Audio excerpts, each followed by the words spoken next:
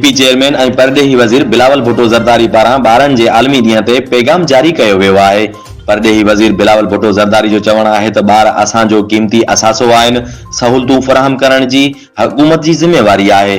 तालीम, सिहत ऐं साफ़ पुरअमन माहौल ॿारनि जी बहितर सेहतमंद लाइ ज़रूरी आहे।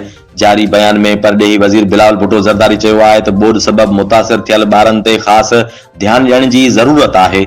मौसमियाती तबाही जे करे अटकल 19,000 स्कूलनि खे नुक़सान पहुतो आहे। नूरियाबाद भरिसां रोड हादसो, 3 ॼणा फौत ऐं 7 ॼणा सख़्त ज़ख़्मी। नूरियाबाद वेझो M9 मोटरवे ते ट्रालर जो 2 कारनि खे टक्कर लॻण सबबि औरत समेत 3 ॼणा फौत ऐं 7 ॼणा सख़्त ज़ख़्मी थी पिया। मोटरवे ते कराची खां हैदराबाद वेंदड़ ट्रालर ऐं 2 कारनि में टक्कर थी पियो। मौक़े ते 3 ॼणा फौत थी विया ऐं 7 ॼणा ज़ख़्मी थी पिया, जॾहिं त फौतियुनि में इल्ताफ़ उमर ऐं संदसि घरवारी यास्मीन इल्ताफ़ शामिल आहिनि। रेस्क्यू टीमनि ज़ख़्मी ऐं लाश इस्पताल मुंतक़िल कया। हिकु फौती जी सुञाणप न थी सघी आहे। पंजाब जे वॾे वज़ीर चौधरी परवेज़ इलाही चयो आहे त अवाम जा मसला हर सूरत में हल थियणु घुरिजनि। अवाम खे रिलीफ ॾियणु असांजी अवलीन तरजीह आहे। पंजाब जे वॾे वज़ीर चौधरी परवेज़ इलाही सां चीफ मिनिस्टर ग्रीवेंस सेल जे चेयरमैन ज़ुबैर अहमद ख़ान मुलाक़ात कई। मुलाक़ात दौरान ज़ुबैर अहमद ख़ान रिपोर्ट पेश कई, जंहिं ते वॾे वज़ीर चौधरी परवेज़ इलाही अवामी शिकायतनि जे फौरी हल लाइ ज़रूरी क़दम खणण ते ज़ोर ॾिनो। उन मौक़े ते पंजाब जे वॾे वज़ीर चयो त अवाम जा मसला हर क़ीमत ते हल थियणु घुरिजनि। रावलपिंडी जी अवाम जा मसला हल करणु पहिरीं तरजीह आहे। रावलपिंडी में जारी तरक़ियाती मनसूबा मुकमल कया वेंदा। हू अवाम जी ख़िदमत करे रहिया आहिनि ऐं कंदा रहंदा। Matiari M6 mega corruption case GIT जी पहिरें इजलास में 10 ॾींहनि अंदरि जांच मुकमल करण ते इतफ़ाक़। मटियारी में M6 मेगा करप्शन केस में जांच जो दाइरो वधाइण जो फ़ैसिलो कयो वियो आहे। करप्शन मामले जी जांच लाइ जोड़ियल GIT जो पहिरियों इजलास थी गुज़रियो। चेयरमैन एंटी करप्शन मोहम्मद नवाज़ शेख जी सदारत हेठि थियल इजलास में DIG Hyderabad, DIG special branch, DIG ॾखण ऐं डायरेक्टर एंटी करप्शन शिरकत कई। इजलास में असिस्टेंट कमिश्नर ऐं लैंड एक्यूज़ेशन ऑफिसर जी हिफ़ाज़ती ज़मानत रद्द कराइण, परॾे फरार थियल जवाबदारनि जी वतन वापसी, सरकारी ऑफिसर्स ऐं संदन सहूलतकारनि जो CDR गॾाइण जो फ़ैसिलो कयो वियो। GIT तरफ़ां 10 ॾींहनि में जांच मुकमल करण ते इतफ़ाक़ कयो वियो। 2 अरब 14 करोड़ रुपयनि जी करप्शन केस में अॻूणो DC मटियारी ऐं अमलदार गिरफ़्तार आहिनि। छाछरे में नेब टीम थरपारकर जे RO प्लांट्स जी जांच लाइ पहुती। इंतज़ामिया में थरथलो मची वियो। नेब टीम थरपारकर जे RO प्लांट्स जी जांच लाइ पहुची वई। इंतज़ामिया में थरथलो मची वियो आहे।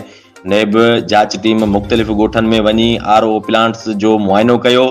नेब टीम जी जांच दौरान ॻोठाणनि पारां निजी कंपनी जे ठेकेदार ख़िलाफ़ दाहूं कयूं वयूं। मटियारी मोटरवे मेगा स्कैंडल जी जांच दौरान हैदराबाद पुलिस जो DC हाउस मटियारी ते छापो। गिरफ़्तार कयल DC अदनान रशीद जो ड्राइवर वज़ीर बुगटी गिरफ़्तार थी वियो। पुलिस गिरफ़्तार कयल ड्राइवर खे पुछा गाछा लाइ अणॼातल हंधि मुंतक़िल करे छॾियो। सिंध बैंक जो मैनेजर ताबिश शाह अञा गिरफ़्तार न थी सघियो। पौणा 2 अरब रुपयनि जी करप्शन केस में अॻूणो DC मटियारी अदनान रशीद गिरफ़्तार थियल आहे। MNA मखदूम जमीलुज़्ज़मान जे सेक्रेटरी असलम पीरज़ादो हिफ़ाज़ती ज़मानत कराए वरिती। एंटी करप्शन अमलदारनि जांच दौरान मुख़्तलिफ़ ऑफिसर्स ते छापा हणी रिकॉर्ड बि तहवील में वठी छॾियो आहे। बैनुल अक़वामी कॉन्फ्रेंस माहौलियाती तब्दीलियुनि जे मुतासिर उसरंदड़ मुल्कनि खे मुआविज़ो फ़राहम करण जो तारीख़ी मुआहिदो। शर्म उल शेख में बैनुल अक़वामी कॉन्फ्रेंस दौरान माहौलियाती तब्दीलियुनि जे मुतासिर उसरंदड़ मुल्कनि खे मुआविज़ो फ़राहम करण जो तारीख़ी मुआहिदो थियो आहे। माहौलियाती तब्दीलियुनि बाबति गॾियल क़ौमनि जी COP 27 में इजलास में मुआहिदे ते इतफ़ाक़ थी वियो। इजलास में 200 खां वधीक मुल्कनि जे नुमाइंदनि पारां शिरकत कई वई। पाकिस्तान समेत अक्सर उसरंदड़ मुल्क वॾे अरसे खां माहौलियाती गदिलाइण सबबि थींदड़ नुक़सान जे अज़ाले जो उसरियल मुल्कनि खां मुतालबो करे रहिया हुआ। 2 हफ़्तनि ताईं जारी रहंदड़ ॻाल्हियुनि बैदि शाहूकार मुल्कनि उसरंदड़ मुल्कनि खे मुआविज़ो ॾियण लाइ हिकु फंड क़ाइमु करण ते इतफ़ाक़ कयो। वफ़ाक़ी वज़ीर शेरी रहमान मुआहिदे जी आजियां कंदे चयो त इहो मुआहिदो माहौलियाती इंसाफ़ ॾांहुं पहिरीं विख आहे। 134 मुल्कनि लाइ फंड क़ाइमु थियण में 3 साल लॻा। फंड क़ाइमु करण जो फ़ैसिलो थी चुको आहे। हाणे पाकिस्तान फंड जे फ़ाल थियण जो मुंतज़िर आहे। वज़ीर आज़म शहबाज शरीफ़ पारां माहौलियाती तब्दीलियुनि जे मुतासिर मुल्कनि लाइ बैनुल अक़वामी फंड जो क़याम वॾी कामयाबी करार ॾिनो वियो आहे। वज़ीर आज़म चयो आहे त वफ़ाक़ी वज़ीर शेरी रहमान ऐं संदसि टीम जो उन ॾस में कोशिशूं वाखाण जोगियूं आहिनि। COP 27 पारां फंड जो क़याम माहौलियाती इंसाफ़ वारे हदफ़ ॾांहुं पहिरियों क़दम आहे। घोटकी कश्मीर शिकारपुर के कच्चे में धारेलन खिलाफ वडी ऑपरेशन जो तैयारियों तेज। वडे वजीर के हुक्म ते सिंध पुलिस पारा घोटकी कश्मीर और शिकारपुर के कच्चे में धारेलन खिलाफ वडी ऑपरेशन जो तैयारियों तेज कयूं वयूं आहिनि। SRP जे 561 ऑफिसर्स और एहलकारन के कच्चे में मुकर्रर करण जो फैसलो कयो वियो आहे। SRP जे ऑफिसर्स और एहलकारन की बदली जा नोटिफिकेशन जारी किया विया आहिनि। SRP जे ऑफिसर्स और जवानन के नए हंध जल्द ज्वाइनिंग वठण की हिदायत कई वई आहे।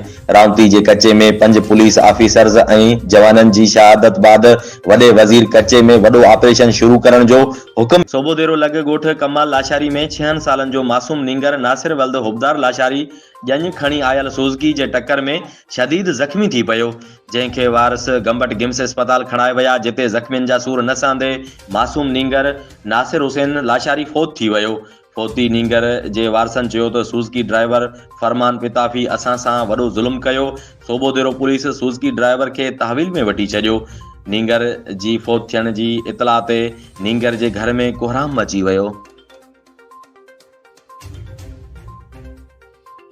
सोबोदेरो लग गोठ चक्कर वारियासो जे गोठाणन मिसमात शाहजादी मंगणे जो गोरहारी औरत मिसमात उमेना खातूं मुला अजमत अजीब और कलीमुल्ला मंगणे जो दाहिंदे चयो त असां पंहिंजी ज़मीन ते पानी छॾण लाइ कम करे रहिया हुआसीं त मुखालफन अकरम अयूब अवेस हनीफ मुज़फ़र ॾितल मंगणे जो वारन हथियार और लठियूं खणी हमलो कयो। असांजी एक गोरहारी औरत मिसमात उमेना ज़ाल कलीमुल्ला मंगणे जो और मुला अजमत मंगणे जो जख्मी थी पिया आहिनि। मुतासिरन वज़ीर आला सिंध SSP खैरपुर और बियन वसवारन का मुतालबो कयो त बासरन जे ज़ुल्म जो नोटिस वठी असां सां इंसाफ कयो वञे। कंदरा शहर में डेर मुख्तियार मलिक हथां भाॼाई 45 वरहनि जी औरत नज़ीरा ज़ाल मोहम्मद सिद्दीक मलिक मथे में पिस्टल जो सिधो फायर लगन सबब थॾे ते ही क़तल। उन सिलसिले में SHO कंदरा ॿुधायो त इतला मिलण बाद पुलिस साण करे वाक़े वारे हंध पहुची औरत जो लाश रूरल हेल्थ सेंटर कंदरा मुंतकिल कियो आहे ऐं क़तल थियल औरत जे मुड़स सिद्दीक ऐं डेर मुख्तियार के गिरफ़्तार करे वरितो आहे।